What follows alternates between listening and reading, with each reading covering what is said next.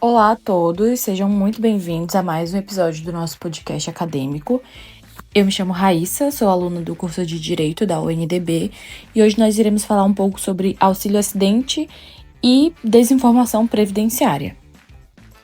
Olá pessoal, eu sou a Maria Tereza e no episódio de hoje vamos discutir um tema extremamente relevante no âmbito do direito previdenciário: o auxílio-acidente e os impactos causados pela desinformação no acesso a esse benefício. A discussão de hoje faz parte de um projeto desenvolvido por alunos da Faculdade UNDB, voltado à análise da falta de informação no âmbito previdenciário e das dificuldades enfrentadas pelos segurados para compreender e acessar seus direitos junto ao INSS. Bom, é isso mesmo, Raíssa. O trabalho busca demonstrar como a ausência de orientação adequada, associada à burocracia e à linguagem técnica utilizada no sistema previdenciário, acaba afastando muitos trabalhadores do exercício efetivo de seus direitos. Maria Tereza, muitas pessoas acreditam que após sofrer um acidente ou adquirir uma sequela permanente, o trabalhador necessariamente precisa se afastar completamente das suas atividades profissionais. Exatamente. E essa percepção é bastante comum, principalmente porque existe uma grande confusão entre os benefícios previdenciários concedidos pelo INSS. E o problema é que grande parte dos trabalhadores sequer sabe que esse direito existe. No caso do auxílio-acidente, esse desconhecimento é ainda mais evidente, principalmente pela confusão existente entre incapacidade para o trabalho e redução da capacidade laboral. E o projeto também chama atenção para um problema ainda maior, a chamada deficiência informacional no âmbito previdenciário. Ou seja, a dificuldade que muitos segurados encontram para compreender informações básicas sobre seus próprios direitos, especialmente diante da burocracia e da linguagem técnica utilizada pelo sistema previdenciário. Isso mesmo. O auxílio-acidente possui natureza indenizatória. Ele é pago ao segurado que sofreu uma sequela permanente capaz de reduzir a sua capacidade laboral, ainda que parcialmente, permitindo que ele continue exercendo a sua atividade profissional. Sim, trata-se de uma compensação financeira destinada ao trabalhador que permanece na ativa, mas que passa a desempenhar suas funções em condições mais difíceis em razão da limitação adquirida. E o mais preocupante é perceber quantas pessoas deixam de buscar esse direito simplesmente por falta de informação adequada. Tereza, é importante observar que o projeto aponta obstáculos importantes, como a linguagem excessivamente técnica utilizada no âmbito previdenciário, a dificuldade de orientação inicial e, inclusive, o receio relacionado ao ambiente de trabalho. Claro, e esse receio ocorre porque muitos trabalhadores acreditam que, ao formalizarem uma sequela perante o INSS, poderão ser vistos pela empresa como um problema ou um risco. Especialmente pelo medo de fiscalização trabalhista ou de possíveis impactos relacionados à segurança do trabalho. Perfeito. O resultado disso é o silêncio. Muitos trabalhadores preferem não procurar orientação jurídica ou administrativa por medo de sofrerem qualquer tipo de prejuízo profissional. Além disso, o próprio vocabulário jurídico e administrativo acaba afastando o cidadão comum. Raíssa, sem dúvidas. Termos como consolidação das lesões ou natureza indenizatória frequentemente dificultam a compreensão de quem busca apenas entender se possui ou não um direito. E Tereza, na prática, consolidação das lesões significa apenas que o tratamento atingiu o máximo resultado possível, permitindo ao médico avaliar se restou alguma sequela permanente. E da mesma forma, natureza indenizatória significa que o benefício não substitui o salário do trabalhador. Ou seja, trata-se de um valor complementar pago em razão da redução da capacidade laboral.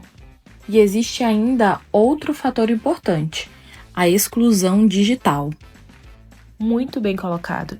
Com a digitalização dos serviços do INSS, muitos segurados passaram a depender de plataformas online para requerer benefícios e acompanhar os processos. Porém, parte da população ainda hoje enfrenta dificuldades no acesso à internet ou no uso dessas ferramentas digitais. E os impactos da desinformação atingem principalmente os grupos mais vulneráveis, como idosos, trabalhadores informais e pessoas com baixa escolaridade.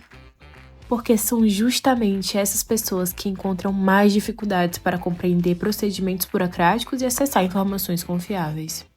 Quando essas informações não chegam de forma clara à população, os impactos sociais acabam sendo muito maiores. Com certeza, Raíssa. A redução da capacidade de trabalho pode comprometer diretamente a renda e a qualidade de vida do segurado, gerando dificuldades financeiras e até processos de exclusão social. Tereza, nós temos ainda outra reflexão importante, que é a judicialização excessiva. E a judicialização crescente dos benefícios previdenciários demonstra, muitas vezes, falhas na comunicação administrativa e na efetivação do direito à informação. E em muitos casos, demandas que poderiam ser resolvidas administrativamente acabam chegando ao Poder Judiciário. Isso contribui para uma sobrecarga do sistema, em razão da ausência de orientações claras e adequadas aos segurados. Bem, nesse contexto, o projeto desenvolvido pelos alunos do Centro Universitário NDB propõe soluções voltadas à educação previdenciária acessível e à simplificação da comunicação institucional. A proposta busca utilizar as redes sociais como instrumento de disseminação de informação, por meio de plataformas amplamente utilizadas pela população, como o Instagram, o Facebook e o TikTok. Isso mesmo, Raíssa. E essas plataformas alcançam diferentes faixas etárias e permitem que conteúdos jurídicos e previdenciários sejam transmitidos de maneira mais clara, dinâmica e acessível. Dessa forma, as redes sociais passam a ser vistas não apenas como meios de entretenimento, mas também como uma ferramenta relevante no combate à desinformação e na promoção do acesso aos direitos previdenciários. No entanto, é importante destacar que, embora as redes sociais sejam instrumentos acessíveis para a divulgação de informações, elas não substituem de forma alguma a orientação prestada por um profissional devidamente qualificado. Isso porque cada caso possui particularidades próprias, exigindo uma análise individual para garantir que o segurado tenha seus direitos efetivamente reconhecidos e exercidos de maneira adequada. Dessa forma, o acesso à informação por meio das plataformas digitais deve funcionar como um mecanismo de conscientização e orientação inicial, sem afastar a importância do acompanhamento jurídico ou profissional especializado quando necessário. Além disso, Tereza, é fundamental que a população desenvolva um senso crítico em relação às informações consumidas nas plataformas digitais. Concordo plenamente, Raíssa. Vivemos em uma realidade cada vez mais marcada pela presença da inteligência artificial e pela rápida circulação de conteúdos na internet, o que exige ainda mais cautela na verificação das informações que são recebidas. Muitas vezes, conteúdos aparentemente confiáveis podem apresentar informações incompletas, descontextualizadas ou até mesmo incorretas, especialmente quando produzidos sem respaldo técnico ou jurídico adequado. E é justamente por essa razão que é essencial verificar a procedência das informações, buscar fontes confiáveis e, sempre que necessário, recorrer à orientação de profissionais capacitados para assegurar a correta compreensão e efetivação dos direitos. As redes sociais e as ferramentas digitais podem contribuir significativamente para democratizar o acesso à informação, porém, exigem responsabilidade, cuidado e uma análise crítica por parte de quem consome esse conteúdo. Bom, no final das contas, a grande reflexão proposta pelo estudo é bastante relevante. Garantir informação clara e acessível também é garantir cidadania. Isso mesmo, Tereza, porque O acesso aos direitos previdenciários não dependem apenas da existência da lei, mas também da capacidade do cidadão de compreender como exercer esses direitos na prática. E talvez um dos maiores desafios atuais, Raíssa, seja justamente transformar direitos complexos em conteúdos compreensíveis para quem realmente precisa deles. Porque muitos direitos deixam de ser exercidos não pela ausência de previsão legal, mas pela dificuldade de compreensão. Sem mais, isso nos leva a uma reflexão importantíssima. Quantos outros direitos fundamentais permanecem invisíveis simplesmente porque estão escondidos atrás de uma linguagem inacessível?